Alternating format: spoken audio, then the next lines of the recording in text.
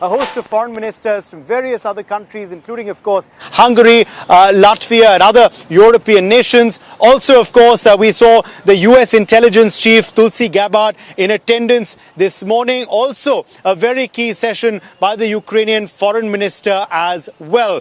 All of this, remember, on a day when we're also expecting Donald Trump, the United States president, to be speaking with his counterpart from Russia, Vladimir Putin, a phone call which is keenly awaited because it could decide, of course, peace and stability for that war which has been ravaging the region for the last few years. Also, of course, the Raisina Dialogue will continue tomorrow as well.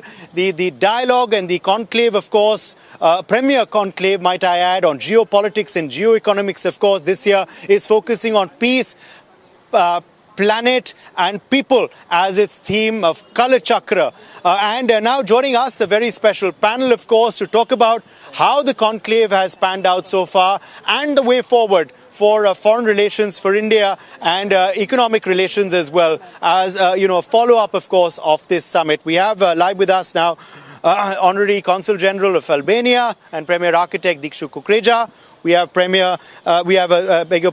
a fellow Hudson Institute, Dr. Satoru Nagao, of course, is a very, very important and relevant Japanese voice who's live with us as well. We have national spokesperson of the ruling party of India, the Bharatiya Janata Party, Charu Pragya, with us, who understands, of course, the foreign policy of India very, very well. And, of course, we have author, economic analyst and senior journalist and columnist with us, Pranjal Sharma as well. Pranjal, of course, will also be hosting a couple of sessions at this summit. So if you have time, do come and check them out and listen to them, of course, live here at the venue or on ORF's channels.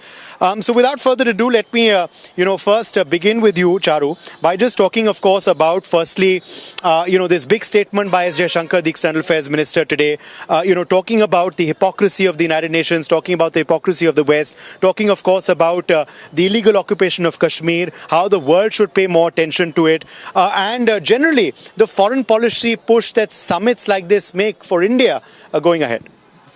Thank you there, and it's been such a wonderful time listening to the conversations at Raisina this year, and especially Dr. Jaishankar's statement this morning. And if you listen to that entire talk, we understand a couple of things very clearly. One, India's voice on the global platform is getting stronger day by day. The last 10 years have cemented our position on the decision-making table.